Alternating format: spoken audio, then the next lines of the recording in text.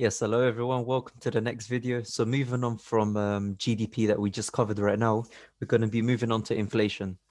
Now, this is a term that many of you have probably heard since, you're in the industry of Forex, and inflation is something that affects every single consumer around the world. Whether, it doesn't matter which economy they're in, inflation always exists. So what is inflation?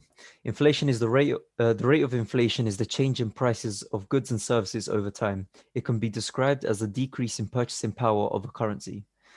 So the optimum level of inflation is considered to be 2%. So countries' banks will always aim to keep inflation around this level. If we see inflation become too high, the cost of products increases, and vice versa as well. So you see how we just said it decreases the purchasing power of a currency. To frame that in your mind, let's just say, for example, you've got 100,000 right now, and then inflation increases 10%. So that means if you were to buy something that costed 100,000 this year, but next year it would cost 110,000. That means your 100,000 has less purchasing power because due to inflation. And as you know, the effect of inflation is very significant, and it can cause many changes in monetary policies of a country to try and change and deal with this issue. As we discussed briefly in the economic train video, inflation could be, you know, it needs to stay quite stable to have a thriving economy, and too high of inflation can lead to hyperinflation, and that's very dangerous for an economy, as we've seen in Germany. So what are the causes of inflation? So the main one is money supply. The amount of money printed by a country is a significant factor in the cause of inflation. So think about it. The more inflation printed, the weaker the purchasing power, therefore a devalued currency. That's why when you look on the markets, if you see, whenever you see countries with higher inflation, they've always got a lower currency, a lower cost of the currency. So the pros and cons of inflation. And not all inflation is bad. Don't get that wrong. Just because the prices of things are going up doesn't mean it has a directly negative impact. If inflation is up, but so is the employment, so more people are getting employed and having jobs, more people are financially stable, so are the wages, so is GDP, and then it is a good effect. However, too much inflation in in such a short time is detrimental to a country. As we explained here, an extreme example is hyperinflation, which is considered 50% inflation month on month. So between 1 month to the next, more than 50% is a crazy amount of inflation to see. Now, ultimately, this is what countries' financial regulators attempt to avoid.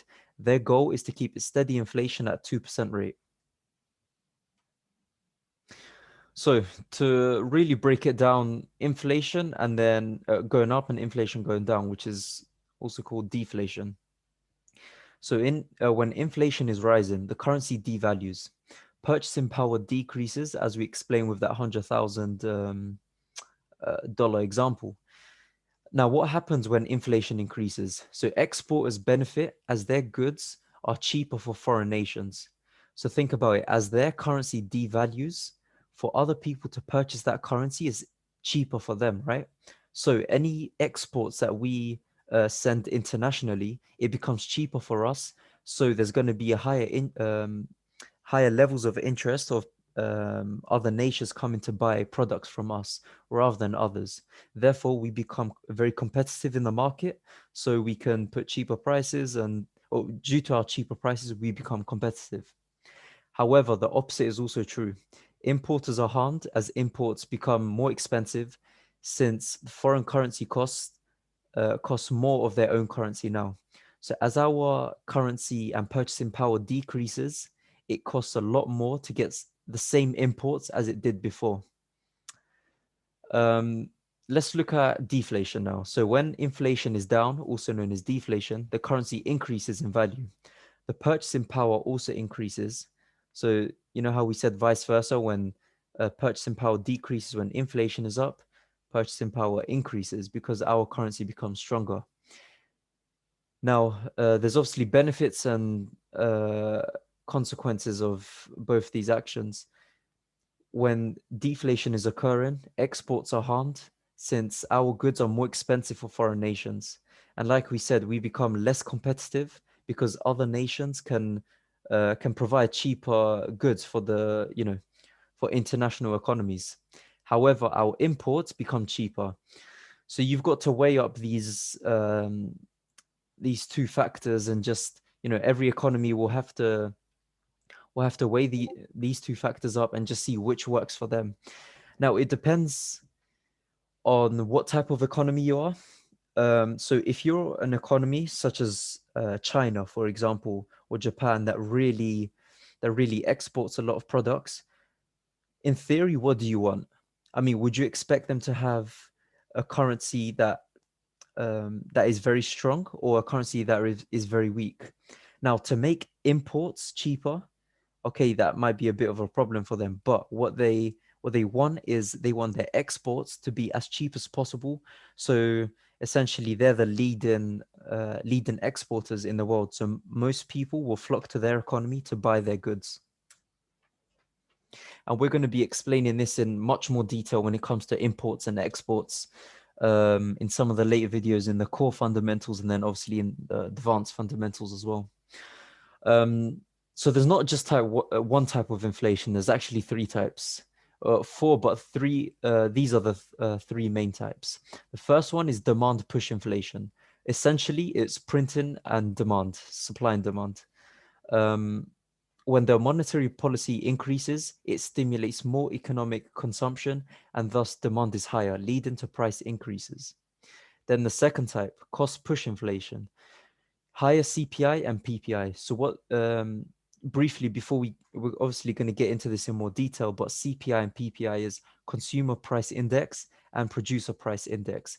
So it's how much goods and services cost for consumers and how much goods cost for producers. So this does not involve any printing of money, but it involves the increase of consumer goods due to the production costs increasing in price. So you've got to understand that as producers have higher costs, they're obviously going to push that on us as well, because they still want to make a profit, right? So the third type of inflation is built-in inflation. This is mainly due to speculation. So expectations that prices will continue to rise in the future. This has an impact on costs, wages, and etc. to deal with a high standard of living costs. So with speculation, speculation goes on in the market. For example, right now, the Fed are expecting that we're going to be tapering assets, right? And then eventually interest rates in the future. And what a lot of traders will try to do, and essentially the economy, they'll try to price that in before it even happens. So that's what we call the built-in inflation, where it's inflation that we're expecting to happen soon, but it's already been building up due to that speculation. And you guys, definitely take notes as we're going through here. And obviously look back just to understand this more. I'm going to be adding some more links into websites that you can read more and more into inflation.